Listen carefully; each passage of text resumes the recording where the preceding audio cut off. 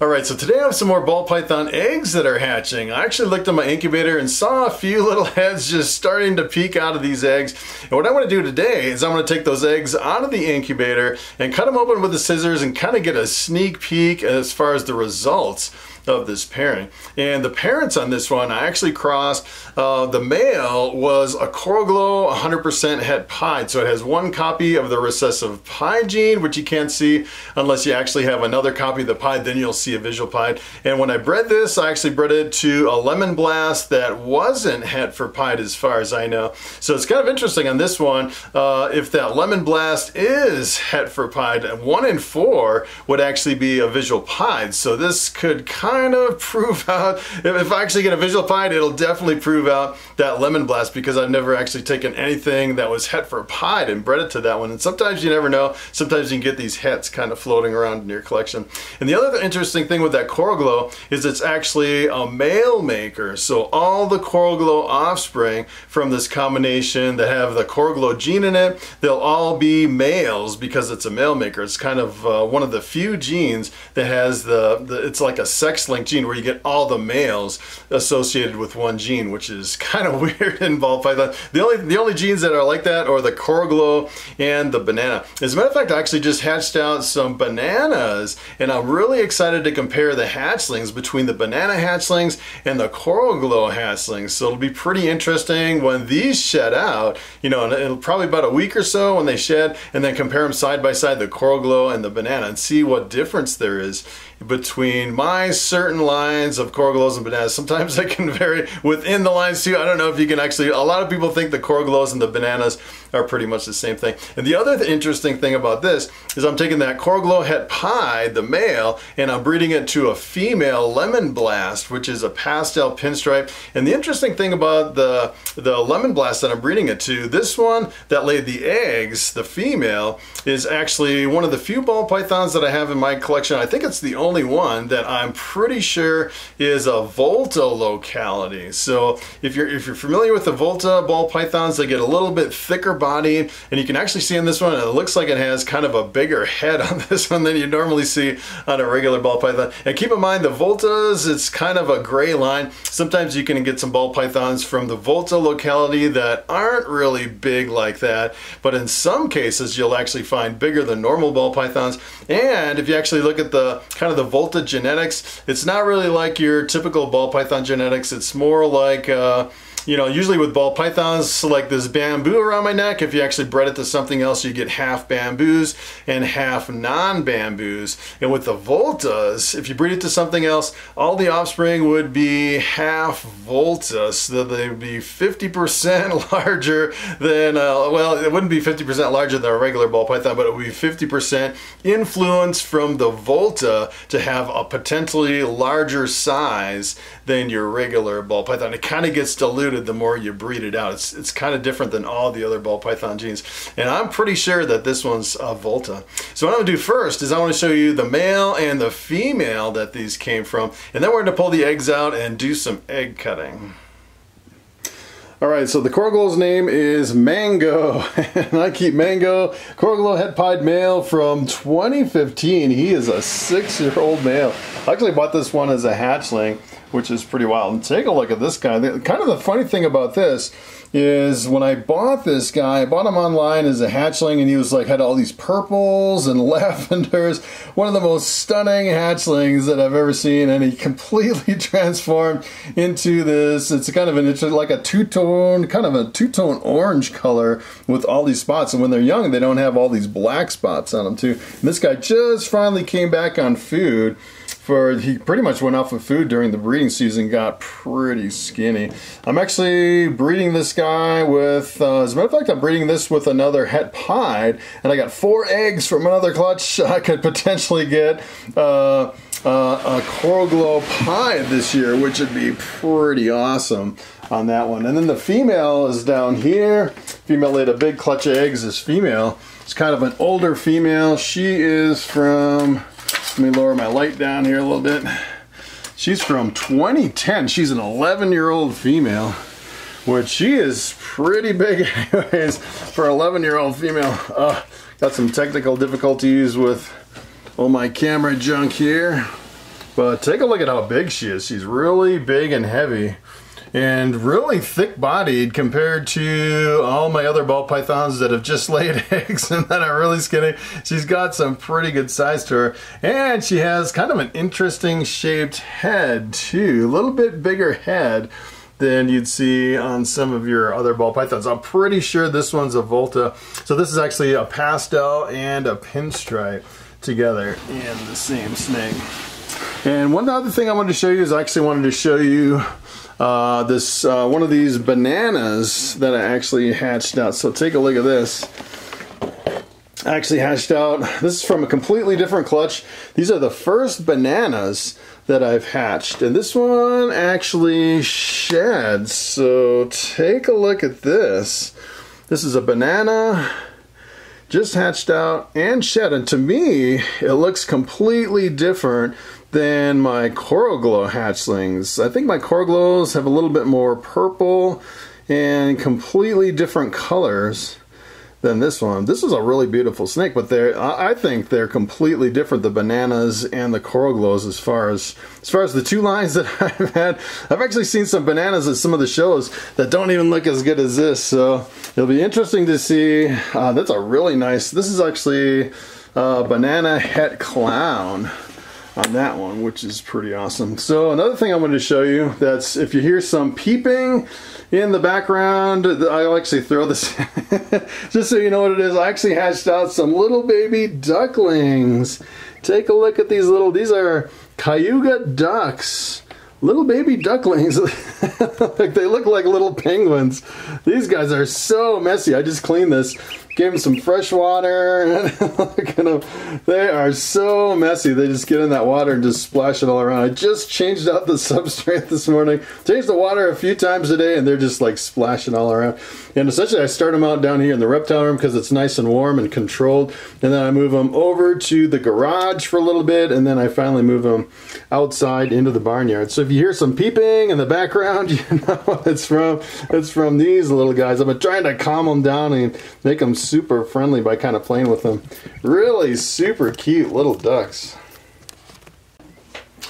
Alright, so I have my box of eggs fresh out of the incubator. So on these, we could possibly get Coral Glows, we could get pastels, we could get pinstripes, any combination of those. I doubt we're going to get any visual pies. I'd say it's 1 in a million chance that we'll actually get a visual pie. So let's take a look at what we have here. So take a look at that. That's pretty interesting.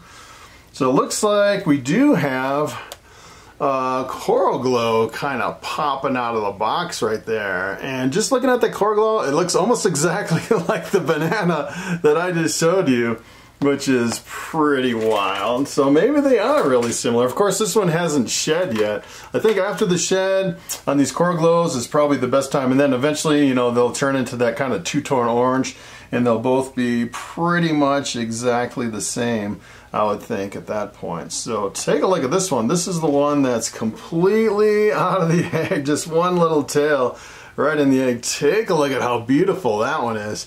That is just a straight Coral Glow. 50% chance that this one would be het for pied. No pinstripe, and then with the pastels, sometimes in the Coral Glow pastels, sometimes it's really hard to tell unless you have like multiple Coral Glows. Usually with the Coral Glow pastel, you see a little bit lighter head than you'll see on a regular Coral Glow. I think this one could be pastel just from the lighter head on this one, but it's always kind of tricky to find out, to kind of determine if they're pastel. You know, it seems like the older they get, when they start putting some age on them, it seems like the head starts fading more on the Coral Glow pastels versus just the straight Coral Glows. But that is a nice, really chunky looking Coral Glow, looking really good on that one. Alright, so it looks like we can have, I don't know if those are pastels or normals, but you know, it's weird. Some years I have really bad odds and some years I have good odds, and this year it seems like the odds are kind of flip-flopping. I had one with really good odds, a lot of bananas in one clutch, and then I had another one, I was supposed to get like 50% desert ghosts. I didn't get any visual desert ghosts, and I got like 3 normals. so I had like a 1 in 16 chance of getting a normal, and I got 3 of them in one clutch. So sometimes you can have really bad odds and sometimes really good odds. So, and it looks like maybe, I don't know about this one, if that's a good one. This one doesn't look so hot either. So you might have a couple bad ones, which is kind of unfortunate. For some reason, it seems like this year I've been getting eggs that don't fully develop, like partially develop and then die in the egg, or get like really moldy eggs. And usually I get like 1 or 2 out of 100, and this year I've had like 5 or 6 already, which is really unusual. So if you're wondering where I'm at in the breeding season, I thought I was done with all my eggs and everything, and I actually found a clutch of eggs just yesterday, which is, I thought, it really surprised me that I actually got eggs this late. I actually have, now I have, I think I had 114 eggs, if you include all the slugs and everything. Of course, I think my success rate is about 90%. As far as, you know, if you take into account all the ones that don't make it, the slugs and everything. So I'm right at about 90, I think it was like 91%. So take a look at this one. Looks like I got normal. Normal. It'd be nice if one of these were actually a pied, because it's, you know, 1 in a million chance that I could get a pied. I got a normal. So I think the odds of getting a normal are like 1 in 8. So I would expect out of all these eggs to get 1, maybe 2 normals, just on regular statistics, as far as just kind of looking at the odds. But you know, the last time I got 3 normals in a clutch, I actually had 4 genes at work, which is kind of unusual. So this one, let's take a look at this one. See, bring it up to the camera a little bit. I always like it when they start cutting the eggs open. Let's take a look at this. This looks like another coral glow. Doesn't look like a pied. Could be a pastel. It's really light, which is, I'm getting pretty lucky on these bananas and coral glows as far as the odds. So 1 coral glow that's in the egg, 1 that's out, and 1 normal. Alright, so let's take a look at another one. Alright, let's see what we got. It's like Christmas. Opening presents.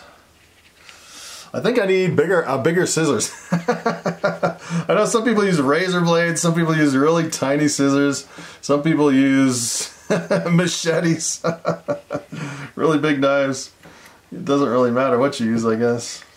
This one is, let's see what this one is. Looks like just a nice, beautiful pinstripe. Almost looks like, that's interesting. Interesting pattern on that one. Really beautiful. The pinstripes are like a bright gold. You can actually see on this one. It's a really bright gold pinstripe. One of my favorite jeans is the pinstripe, because just the standalone jean, it's really cheap. You can pick them up relatively inexpensive, and they're like a bright gold ball python, which is pretty awesome. All right, let's see what else we have here. All right, this one's looking good. It's cut open in a few places. Just kind of finish the job here. Ooh, take a look at this. Wow, that is, wow. Take a look at that. It's really, it's definitely a banana and a pinstripe. I don't know if it has pastel. It's really super reduced. Almost looks like it has Enchi in there or something. I don't think I have any Enchi in the mix. But that is like super reduced. I don't think it has, usually with the pastel and the pinstripe, it really jumbles up the pattern. I don't know if it has, usually with the pastel you can tell the pastel with the pinstripe, because you get the lemon blast, which really kind of shatters the pattern. I think that one might be just a pinstripe and a coral glow in that one. No visual pieds as far as I can see so far, which is kind of expected. I wouldn't expect any visual pies.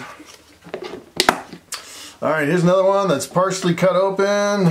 We'll see what we got on this one. This one, it's got a head that looks like either a normal or a pastel maybe.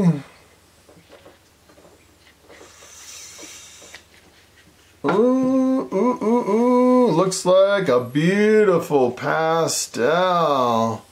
Wow, look at the pattern on top of that crazy snake. Nice, beautiful.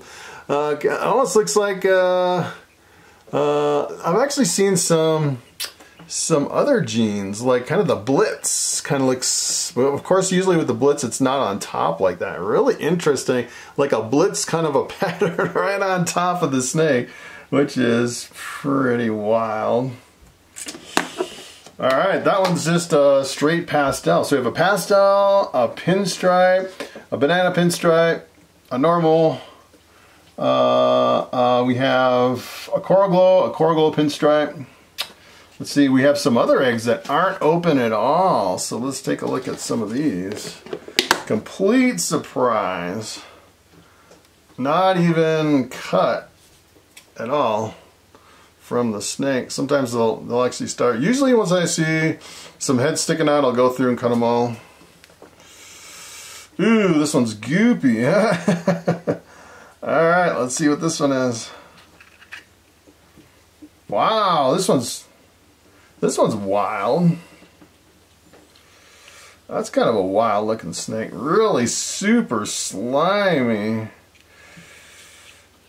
That one's really, it's a coral glow, but it's really super jumbled up. Take a look at that. That's pretty wild. It's like a jumbled up coral glow. I'm thinking this one, I'm thinking it's really a kind of a jumbled up pattern, maybe from the influence of the pastel. Sometimes the pastels can really jumble up the pattern. This is absolutely disgusting. You need like a whole roll of paper towels to do egg cutting.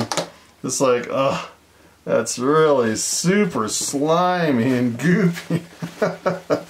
Alright, let's start over with some new paper towel here. Whew. Yeah, cutting open those ones that haven't even opened yet. That's kind of messy.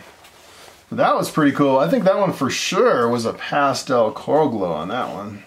Alright, I'm going to save the two questionable ones for the very end, because I want to keep my enthusiasm going. Alright, so let's take a look at this one. Not open at all. Maybe we can get a visual pied, which I doubt. I doubt very much that that lemon blast is het for pied. Ooh, wow, look at that one. Wow, what is that?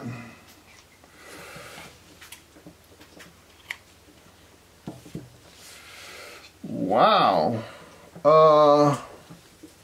That's a crazy looking pastel right there. Huh. This one almost looks like it could have some problems. There's like a big mass in there too. Sometimes if you have like an undeveloped snake or partially developed, or if you have like twins or something in there, but look at that. That's like a crazy looking pastel or something. It's like a super bright pastel. It can't be a super pastel. It almost looks like pastel with something else, which is pretty wild. I don't know. That almost looks like it almost looks like a deformity. I don't think this one's going to survive. It looks like the whole body of the snake turns into this big mass right here, which I don't know, you never know on some of these. Seems like I've had some weird genetic defects all of a sudden this year, which I cannot explain. That one's one of the craziest ones I've ever. Hopefully that one will survive. That one's almost looks like there's something else going on. Alright, so I have one that looks worse than this. This has got a little bit of fuzz right on the bottom, but you never know on some of these eggs. As a matter of fact, I actually see one little slit. So if you see a slit, one little tiny cut, that means you have a viable snake in there. At least he was viable at one point. One little cut right there that opened up the shell here. So this one should be a good snake in here, even though it's moldy on the bottom. That one looks like, let me open it some more. Give the old double cut on the side.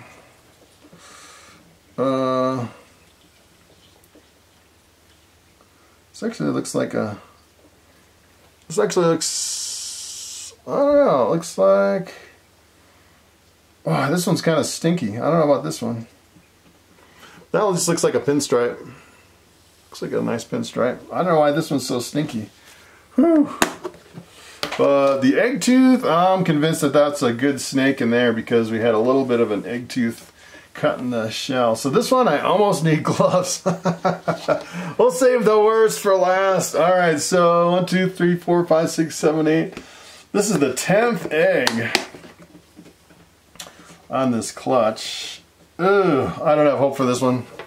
But you never know. I don't see any egg tooth cuts on that one. I don't know. You never know. You never want to throw out an egg unless you're way past the date, because you never know what you can actually get. Oh, this one's really bad. Oh yeah. I'm not even going to show you that one. That one is a goner like I've never seen a goner. Alright, so, ooh, and it smells really bad too. Alright, whew. Alright, so we had pretty good results. One bad one. One really super bad one. As a matter of fact, I had 2 other bad ones in this clutch. And if you remember back in one of my videos, I actually did a video on the springtails. I put springtails on some sphagnum moss and put 2 eggs in there that were really super bad, and they turned completely black. I won't even show you those eggs. They're still in the incubator. But yeah, so this is what we got from the cutting. So from here, what I want to do is I want to put these in the incubator and wait till they all come out. And then we'll do another video, put them up in the hatchling rack. The hatchling rack's getting pretty full. As a matter of fact, this 1039 is more than half full, and I got a lot of snakes hatching. As a matter of fact, I got another clutch right after this one, so I'll probably do another video maybe tomorrow or the next day on the next clutch that is hatching, which is pretty awesome. So we're going to start cranking out a lot of snakes, have some really interesting combinations coming from all these. So that's pretty much it, guys. Thanks for coming along. It looks like we had pretty good odds in this one. I'm pretty happy that we only got 1 normal out of the whole bunch, which is kind of a whole variety of a whole bunch of different stuff. I'd say the odds were probably just about perfect on this one, like almost a statistical perfection as far as what you can expect from a clutch like this, which is pretty good. Alright guys, thanks for watching, and I will see you in the next video.